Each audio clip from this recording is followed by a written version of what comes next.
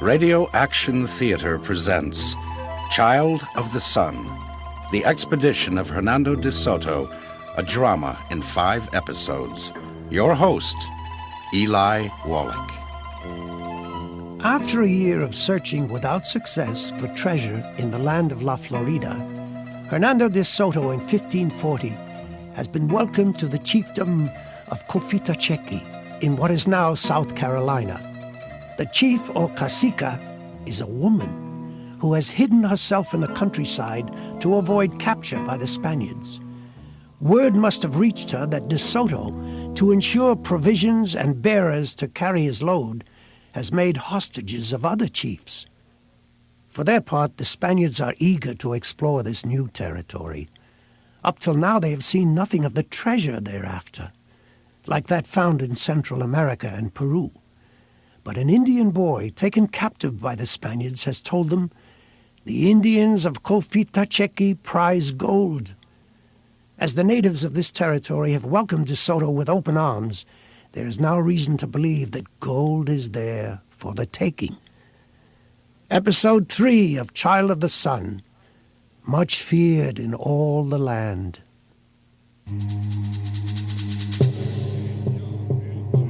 The story of the toils and hardships attending Don Hernando de Soto in the conquest of Florida, who he was and who the others were with him, all that they saw and what befell them.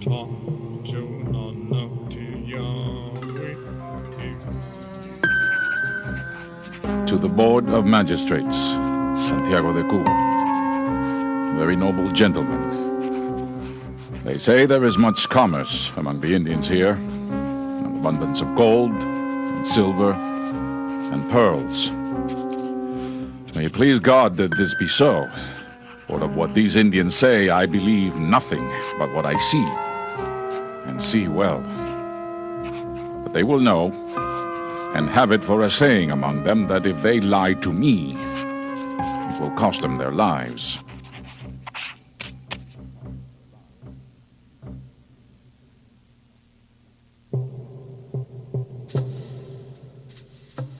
After a difficult journey of more than 1 year, among native peoples who hid themselves and were often hostile, the expedition of Don Hernando de Soto had nearly met with catastrophe, lost in an unknown land, but had reached the populous town of Cofitachequi on the first day of May, 1540.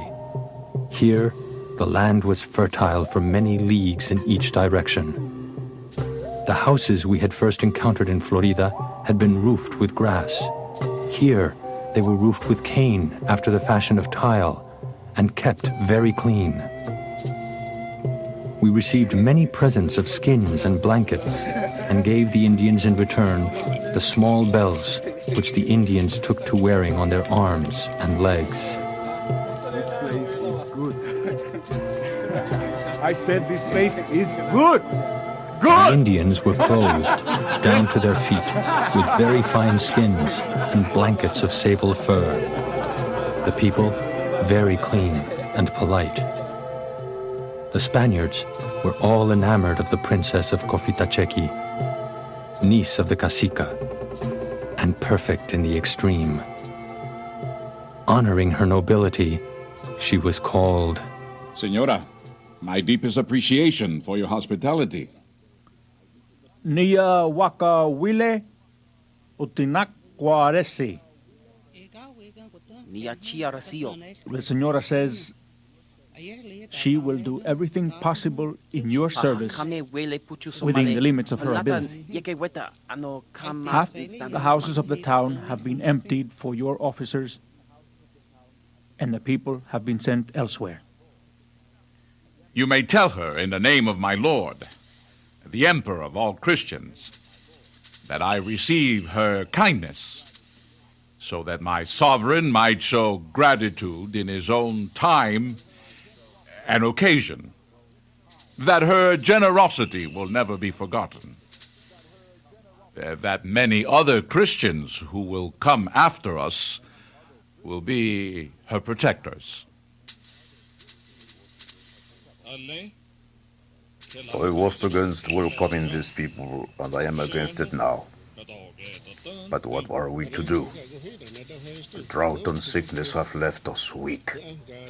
And how long will they stay? Forever. The land will no longer be ours. We're to welcome them as paramount chiefs. These people are not like us. They bring war. The Lady Chief is not here to see what has happened. Her city occupied by people who've come to destroy us. They have not abused our welcome. We'll see how long it takes. The Senora had seen the great value the Spaniards placed in the pearls abundant in Cofitachequi. On behalf of her aunt, the cacica, she invited Don Hernando to visit the tombs of her ancestors and take as many as he wished of the precious pearls to be found there. Dismount, men!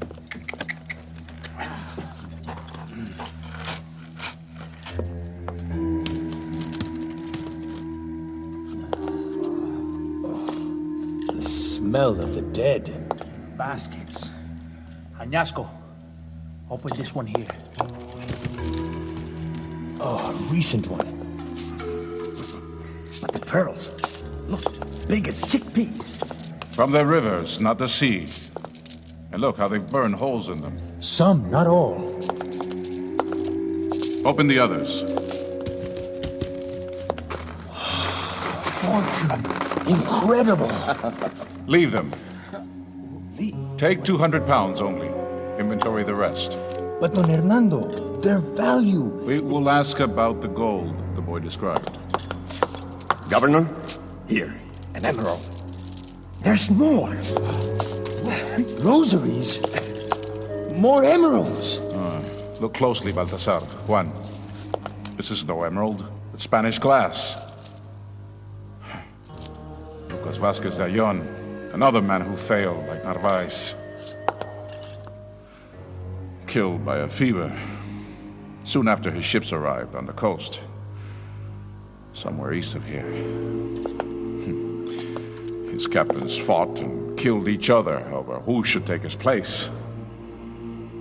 Now these relics are buried with the Indian dead. But they will not bury us.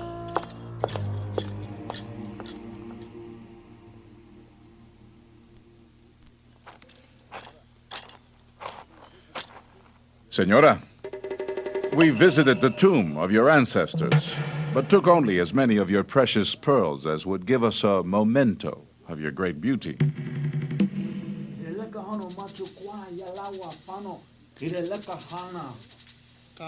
Okisiwo, Chinateno. She says again that all she has is yours. Tell her, we've heard from our guide there is much gold and silver in this land. We would like very much to see it.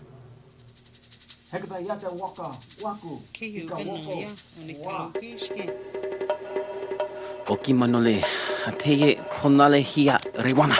She has ordered her servants to bring out all the precious metals they have.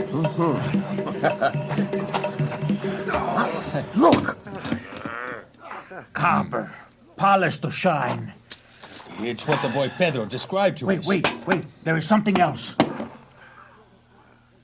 Banca. The color of silver. Bah! Only the color. Juan Ortiz, you may thank the Senora for this display of her rare metals. They're indeed beautiful.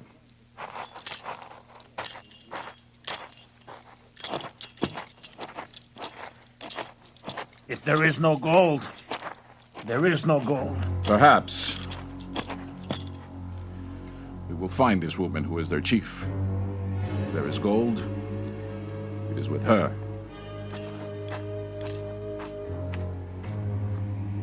Tobar! Yes.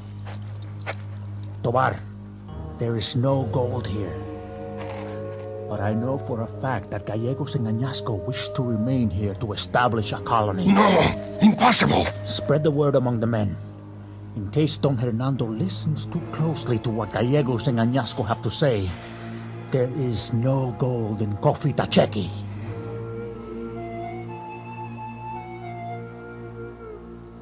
No. He asks too much. The Lady Chief's made it plain. She does not wish to see these people.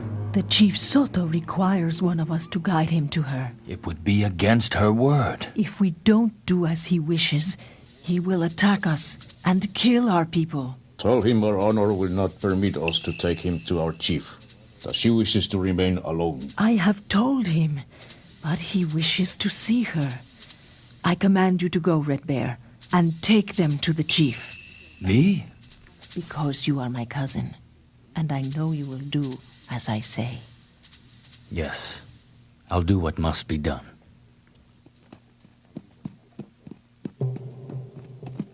De Soto ordered Juan de Añasco to seek out the cacica, who he suspected of concealing the treasure of Cofitachequi. 3 days into a remote countryside, the Indian noble, their guide, told them gravely they were nearing the end of their journey. Near nightfall, the Indian sat quietly at the edge of the camp. The Spaniards watched him as he drew arrow after arrow from his quiver, each with brightly colored feathers to guide its flight. Sir, I salute your workmanship. He says there is much we do not know about his people. Captain, look at this one. Captain Añasco, quickly! What did he do? The last arrow was a dagger. He put it in his own heart. Don Hernando, the Indian noble who was guiding us, killed himself before we reached the cacica. The bearers claimed they didn't know where to find her. We had no choice but to come back. Then it's time to leave this place. We've stayed long enough. Will you accept our counsel, Commandant?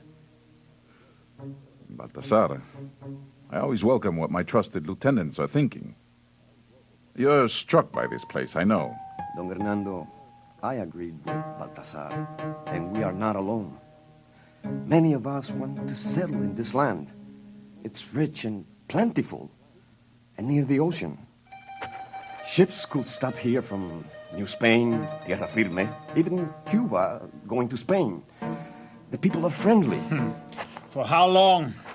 Don Hernando, I am for searching out the gold. Gentlemen, you all ignore one simple fact. A plague has wiped out the countryside. The fields lie fallow. In all this country, there's not food enough to feed our army a month. There are other lands close by. We could look for gold in time. The treasure of Atahualpa was more incredible than you can imagine, Juan. Gold, silver, precious jewels. Yes, there is land here, but did you not come here to find treasure? The treasure the others, Narvaez, Ponce, Ayun, died before they could find? No, Juan. No, Baltasar. We will go on.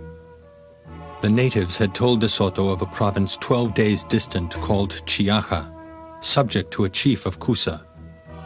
De Soto resolved to go at once in quest of that country, and although he liked to know what his captains had to say, he was an inflexible man, dry of word, and did not like to be opposed. All bent to his will, for though it seemed an error to leave the land of Cofitachequi, no one would speak after Don Hernando had made up his mind.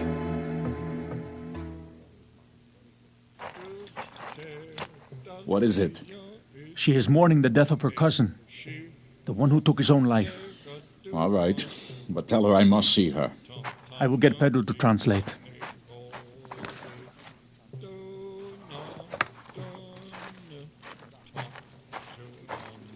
Senora, we're prepared to leave, but I must have the bearers I asked of you.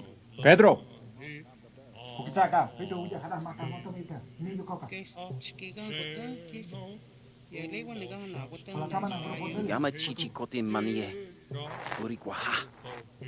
She says she cannot grant your request. She has given you all she can. Tell her I must have bearers. There are mountains ahead. Tell her all the other chieftains we've met have provided us with the carriers we needed.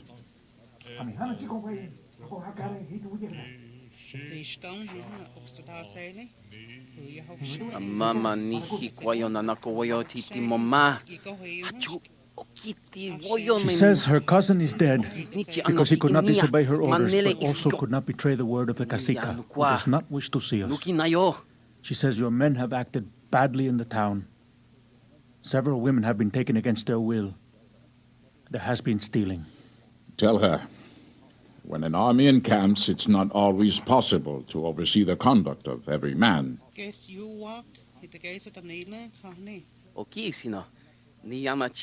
says she cannot provide you with anything. Then tell her, I have no alternative but to take her with me. We will have our bearers.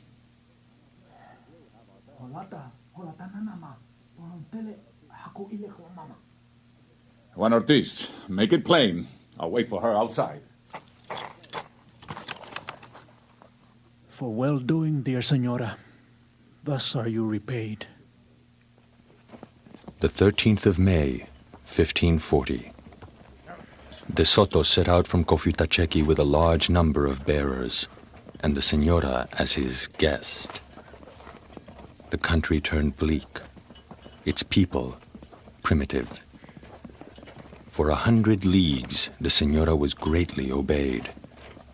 The natives did not wish to see her harmed.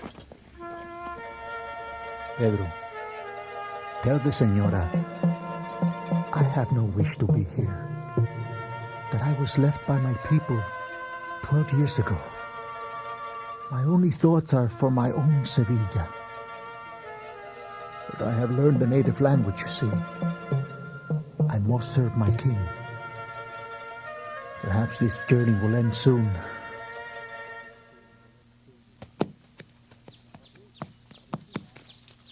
Juan Ortiz, what does she want? Oki isa poleche ayan makwanichi liki. She says she must stop here and go into the thicket to relieve herself. Very well. Who's this woman going with her? She bears the basket for the lady's needs. Tell them we can't wait long.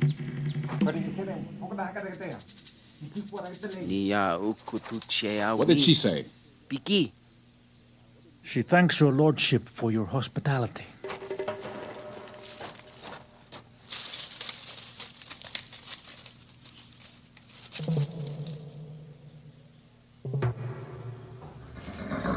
Senora, you are too long.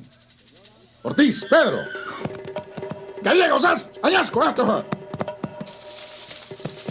You men, quickly. Ortiz, you had no inkling of this? And Pedro, put her people in chains before they run.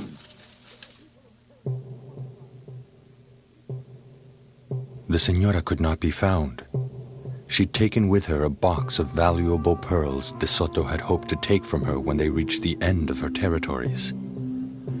Word reached the Spaniards later that the Senora had returned to Cofitachequi with a runaway slave from the expedition, and that they lived as man and wife.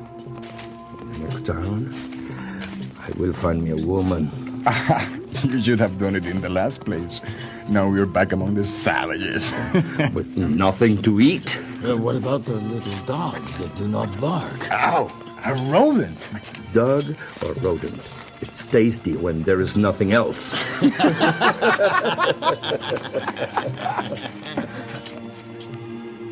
Tuesday, the 25th of May.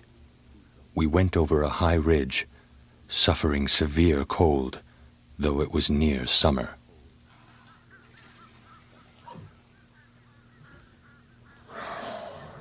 Añasco, the horses are worn out, unfit to be mounted, and the men scattered everywhere.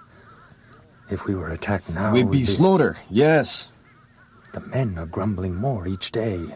Word has already reached them there's no gold here. Yes, but Don Hernando has a report of gold to the north. Juan, look at the mountains to the north. Steep ridges, no trails, no way to get through. He will only send a small force in that direction. The rest of the army will move south to this Cusa. Juan, Moscoso is pressing Don Hernando to keep up the search for gold when it's obvious we'll never find it. This is a different country than Peru. It's up to you and me to stop him. Stop Don Hernando? I don't know, Baltasar. We are at his command. The king... Yes, the king. But the king is not here to see what is happening.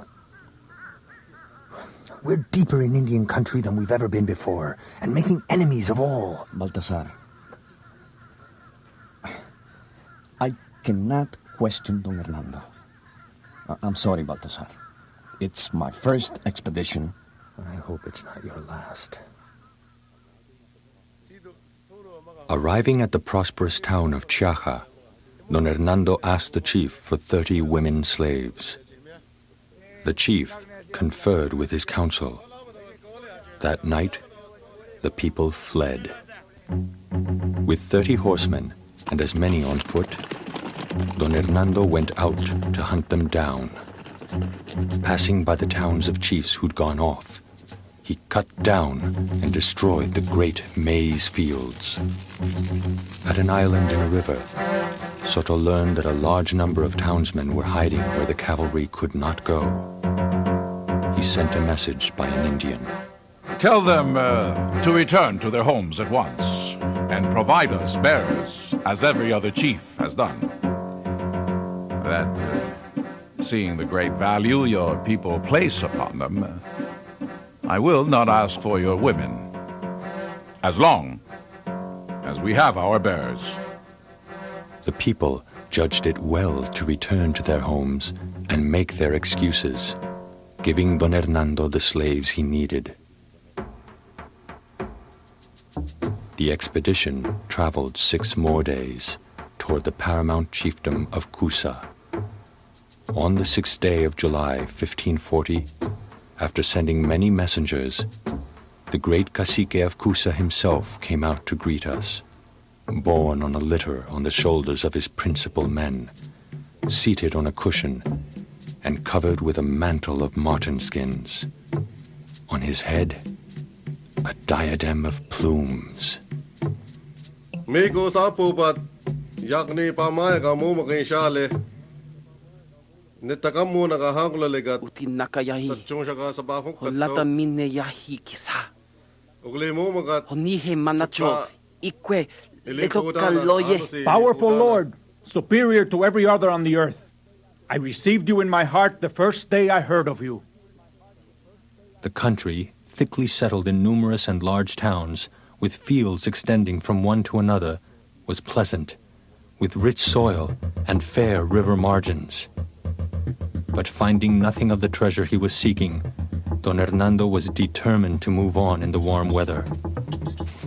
Many more men and women were taken and put in chains. On Friday the 20th of August, 1540, De Soto set out for the province called Tuscaloosa, taking with him the cacique of Cusa.